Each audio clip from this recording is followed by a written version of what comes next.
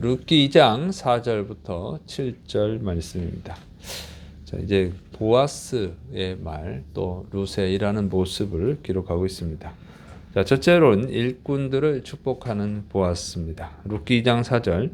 마침 보아스가 베들레헴에서부터 와서 베는 자들에게 이르되 여호와님께서 너희와 함께 하시기를 원하노라 하니 그들이 대답하되 여호와님께서 당신에게 복 주시기를 원하나이다 하니라. 자, 룻이 이제 보아스의 밭에서 이삭을 줍고 있을 때 마침 또 보아스가 그 자신의 밭을 보러 온 거예요. 자, 그 일꾼들을 봤는데 이제 보아스는 일꾼들에게 여호와 하나님께서 너희와 함께 계시를 원한다, 이렇게 축복을 했습니다. 그러니까 이렇게 보아스가 일꾼들을 축복하는 이 모습, 이것이 뭐냐면 성숙한 인격, 성숙한 믿음을 가진 사람인지를 알 수 있게 해주는 거죠. 자, 당시는 그 신분 제도가 있어요. 주인과 종 이렇게 나눠지죠. 근데 주인은 종을 인격으로 대하지 않죠. 좀 자신의 재산으로 생각하는 거죠. 비인격적으로 대우해요. 정말 종처럼 부려먹어요. 그런데 이 소장농도 있어요. 소장농 또는 일꾼들, 그런 사람들은 이제 돈을 주고 고용하죠. 노예보다 좀 낫죠. 종이 아니에요. 여기서 일하는 사람들은 종은 아니고 일꾼이에요. 근데 종과 일꾼이라고 해봐야 큰 차이 없죠. 돈을 주느냐 안 주느냐, 그러니까 품삯을 주느냐 안 주느냐, 그 차이지. 이 시대는 신분 제도가 있어가지고 돈 많고 귀족들은 뭐 사람을 그냥 사람으로 보지 않죠. 자, 그런데 이 보아스는 그렇게 하지 않았다는 거예요. 함부로 대우하지 않죠.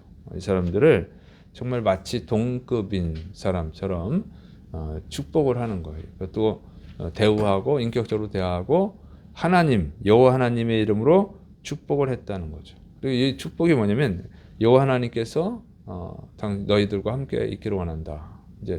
근데 이제 우리 번역상 이렇게 하고 당신들과 함께 있기를 원합니다, 이런 뜻이죠. 근데 이것은 뭐냐면 그 축복의 내용은 하나님께서 평안을 주시기를 원한다, 풍성함을 주시기를 원한다, 이런 뜻이에요. 그러니까 우리식으로 하면 부자 되길 바라고 행복하고 부자 되길 바랍니다, 뭐 이런 의미죠.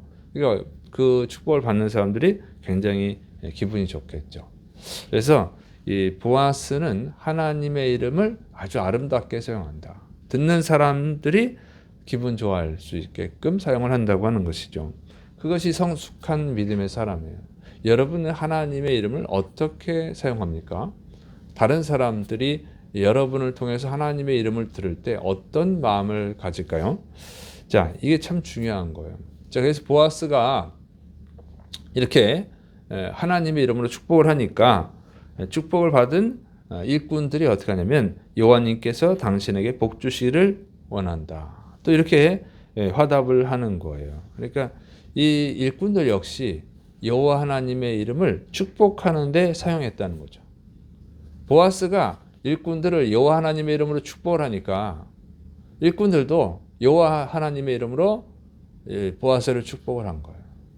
정말 가는 말이 고와요 오는 말도 곱다, 이런 말이 있죠. 그러니까 하나님의 이름을 이렇게 축복하는 데 사용했다고 하는 거예요. 그리고 그 영향력은 바로 일꾼들에게도 나타났다고 하는 거죠. 일꾼들도 하나님의 이름을 좋게 사용하고 있어요. 그러니까 하나님을 좋게 생각하게 되는 것이죠. 성숙한 믿음을 가진 사람의 언어예요. 하나님을 좋은 분으로 이해하게 만들어요.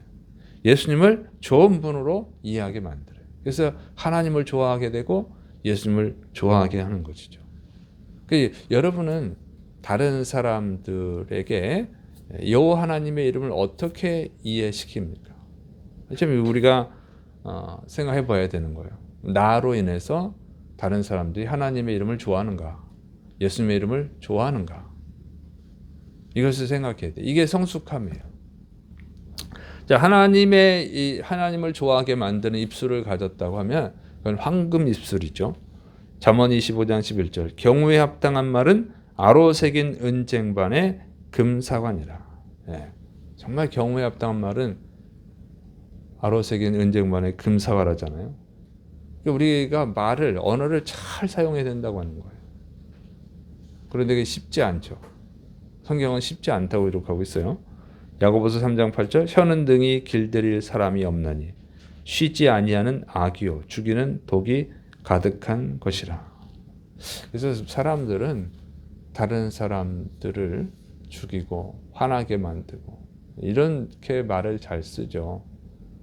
참 어려운 일이에요.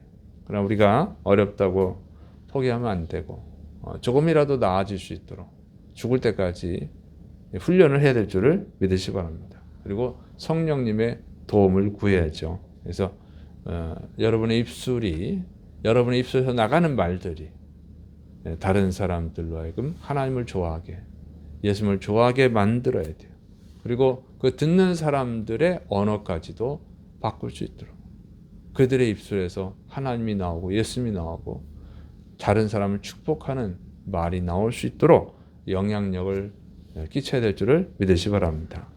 자, 그래서 이제 이 보아스의 말을 기록하고 있고, 이제 이 보아스가 일을 하는 데서 이 룻을 발견하게 됩니다. 그리고 물어보는 거예요. 룻기 2장 5절부터 7절. 보아스가 베는 자들을 거느린 사환에게 이르되 이는 누구의 소녀냐 하니 베는 자를 거느린 사환이 대답하여 이르되 이는 나오미와 함께 모압 지방에서 돌아온 모압 소녀인데 그의 말이 나로 베는 자를 따라 단 사이에서 이삭을 줍게 하소서 하였고 아침부터 와서는 잠시 집에서 쉰 외에 지금까지 계속하는 중입니다. 보아스가 자신의 밭에서 이삭을 줍는 한 소녀를 발견했어요. 나이가 어렸다 그 얘기예요. 자, 그래서 일꾼들을 관리하는 사환. 그러니까 우리식으로 하면 감독 이렇게 해야 되나? 감독자. 어쨌든 일꾼을 관리하는 그 사환에게 물어본 거예요. 그랬더니 이 감독이 이렇게 사환이 대답을 하는 거죠. 모압에서 나오미와 함께 온 모압 소녀입니다. 그런 거예요. 그러니까 이제 나오미의 며느리라고 하는 거죠. 그걸 다 알고 있어요, 동네 사람들이. 소문이 다 나서. 자, 그래서 나오미의 며느리인데 이 소녀가 와가지고 추수하는 일꾼들을 뒤따라가면서 떨어진 이삭을 죽게 해달라고 부탁을 해서 허락을 했더니 아침부터 와서 이삭을 죽기 시작해가지고 지금까지, 그러니까 잠시 집에서 쉰 거 외에는 지금까지 계속 죽고 있습니다. 이렇게 보고를 한 거예요. 근데 여기서 집은 나오미와 룻이 살고 있는 집이 아니고 그 일꾼들이 일할 때 잠시 쉴 수 있는 곳. 그러니까 우리나라식으로 하면 원두막이죠. 원두막이에요. 그래서 그런 데서 그 반 옆에 있는 밭 가운데 있거나 밭 옆에 있겠죠, 아마도. 그래서 거기서 잠깐 쉰 거 외에는 계속 일하고 있습니다. 이렇게 말하는 거예요. 자, 집에도 안 가고 아침부터 계속 일하고 있다는 거죠. 이거는 뭐냐면 룻의 성실함을 보여주는 거예요. 룻이라고 하는 여자가 얼마나 성실한 여자인지를 잘 보여주는 거죠. 그래서 이 성실함 때문에 사랑받고 선택받는 것이죠. 이 보아스의 사환이 간단하게 나오미와 함께 모압에서 온 모압 여자입니다. 아니면 나오미의 며느리입니다. 이렇게 간단하게 대답하면 되잖아요. 누구냐고 물었으니까 간단하게 나오미의 며느리예요. 모압에서 온 모압 여자예요. 이렇게 대답해도 되는데 그렇게 하지 않고 바로 룻이라고 하는 여자가 참 성실한 여자구나 하는 것을 알 수 있도록 아주 자세하게 얘기하고 있다는 거죠. 왜 그러냐면 이 아침부터 계속 이렇게 이삭을 줍는 룻, 잠깐 쉬는 것 외에는 계속 밥도 안 먹고 지금 점심 먹었다는 얘기도 없잖아요. 아침부터 와서 지금까지 하는데 계속 일하는 거예요. 그 모습을 보고 감동을 받은 거죠. 그러니까 이 룻 이야기는 벌써 소문이 파다해요. 과부가 됐는데 어머니를 봉양해야겠다고 따라왔다. 근데 나오미가 쫄딱 망해서 재산도 없는데 따라왔어. 그 얘기 자체가 감동이죠. 그러니까 그 소문이 다 나가지고 다들 호기심을 갖고 있었을 거예요. 근데 마침 그 룻이 온 거예요. 그래서 일을 하는 걸 보니까 정말 성실한 거예요. 아침부터 저녁까지. 과거에는 물론 두 끼 먹었다고 그래요. 역사적 자료들을 보면 두 끼 먹었다고 그러는데 어쨌든 아침부터 계속 일하는 거예요. 밥도 안 먹고. 그럼 보통 사람들은 그렇게 힘들면 안 하죠.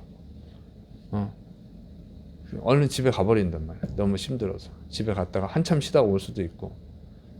밥을 안 먹어도 피곤하잖아요.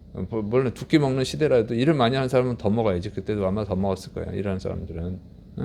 일을 하면 두 끼, 세 끼, 뭐 지금 세 끼 먹어서 네 끼, 다섯 끼도 먹으니까 힘든 일을 하고 있거든요. 계속 허리를 숙이고 아침부터 이 이삭을 줍는다 생각해보세요. 얼마나 아프겠어요. 근데 성실한 거예요. 그러니까 감동이죠. 다른 여자들은 이렇게 못한단 말이에요. 그런데 이걸 보고 감동을 받은 거예요. 그래서 룻이 계속 이 밭에서 이삭을 주울 수 있게 해주고 싶어서 보아스에게 얘기를 하는 거죠. 보아스가 그래 그러면 계속 주서 이렇게 말하게 하는 거죠. 왜냐하면 이삭을 줍는 거 계속 허락하는 건 아니거든요. 누구나 허락하는 건 아니에요. 그래서 이 감동을 줬다. 그래서 이 사환이 뭐 자기랑 아무런 관계도 없지만 그 모습에 감동을 받아서 룻을 도와주고 싶어 했다는 것입니다. 바로 이게 그리스도인, 성숙한 그리스도인의 모습인 줄을 믿으시 바랍니다. 여러분은 일할 때 다른 사람들에게 감동을 줍니까? 다른 사람들이 정말 성실하네, 정말 정직하네, 정말 책임감 있네, 뭐 이런 감동을 받을 수 있어야 된다고 하는 것이죠. 그래서 이렇게 감동을 주는 것은요, 정말 성실이 습관이 돼야 돼요. 정직이 습관이 돼야 됩니다. 왜냐하면 잠깐 속일 수는 있어요. 쉬운 일은 속일 수 있어요. 그런데 어려운 일은 속일 수가 없어요. 다 드러나거든요. 오랫동안 일을 하면 드러나요. 그 사람의 성격이 다 나오는 거예요. 그 사람의 성품이 나오는 거죠. 말도 이쁘게 할 수 있어요, 잠깐은. 그럼 계속 있다 보면 다 드러나죠. 그래서 여러분이 사람을 처음 사귈 때 모습과 사귄 후의 모습이 달라지잖아요. 말도 오랫동안 사다 보면 다 나와요. 습관이 다 나와. 그리고 어려운 일을 하면 습관이 나오죠. 성격이 나온다. 편안할 땐 다 괜찮아요. 이쁜 말 쓸 수 있어요. 그러나 어려운 일 하면 막 짜증이 나고 화가 나고 그러면 다 나온단 말이에요. 그래서 속일 수 없다. 힘들고 어려운 일, 또 오랫동안 일을 하면 속일 수 없다는 거예요. 그런데 이 룻은 정말 감동적인 거죠. 그렇게 힘든 일을 하는데 조금 하다가 돌아갈 만도 한데, 더군다나 어린데, 여자인데 너무 감동이 되는 거예요. 그래서 우리는 이렇게 감동을 주는 그리스도인이 되어야 되는데, 그것은 어떻게 되냐면 평상시의 습관이에요. 오랫동안 쌓여진 습관이죠. 그래서 평상시의 삶이 중요해요. 평상시 삶이 중요합니다. 그리고 그런 좋은 삶의 모습을 갖출 수 있도록 여러분의 자녀들이 어릴 때부터 교육을 해야 된다는 거죠. 어릴 때부터. 보아스도 마찬가지. 그렇게 인격적인 사람이 되려면 어릴 때부터 교육이 돼야 되는 거예요. 돈 좀 있고 권력 좀 있다고 사람을 사람 대우하지 않고 함부로 대하는 사람. 그건 어릴 때부터 잘못된 거예요. 그리고 정말 성실하지 못한 사람, 정직하지 못한 사람, 어릴 때부터 문제죠. 그리고 예수님을 믿고 나서는 변화가 돼야 되죠. 그런데 예수님 믿었다고 팍 이렇게 변화되지 않아요. 성령님 받았다고 팍 변화되지 않아요. 그래서 끊임없이 훈련해야 됩니다. 그래서 지금부터라도 혹시라도 자신에게 부족함이 있다고 하면 지금부터라도 훈련해야 될 줄을 믿으시 바랍니다. 왜냐하면 그리스도에는 하나님께 영광 돌릴 사명이 있어요. 예수님을 좋아하게 만들 사명이 있어요. 영혼을 구원할 사명이 있죠. 그래서 이 언어를 바꿔야 돼요. 삶의 모습을 바꿔야 됩니다. 그래서 보아스나 룻은, 보아스는 가진 자였지만 감동을 주고, 룻은 가진 게 없는 자였지만 역시 감동을 주는 사람이었다고 하는 것입니다. 이게 하나님이 사랑한 사람들, 하나님이 선택한 사람들이, 여러분도 하나님께 선택받을 수 있기를 축원합니다. 기도하겠습니다. 사랑이 많으신 하나님 아버지, 우리가 우리의 입술로, 우리의 언어로, 우리의 삶의 행동으로, 삶의 모습으로, 일하는 모습으로 하나님께 영광 돌리고 주위 사람들이 하나님을 좋아하게, 예수님을 좋아하게, 또 예수 믿고 구원받게 하는 영향력을 행사하는 그리스도인이 되게 하여 주옵소서. 예수님의 이름으로 감사하며 기도드립니다. 아멘.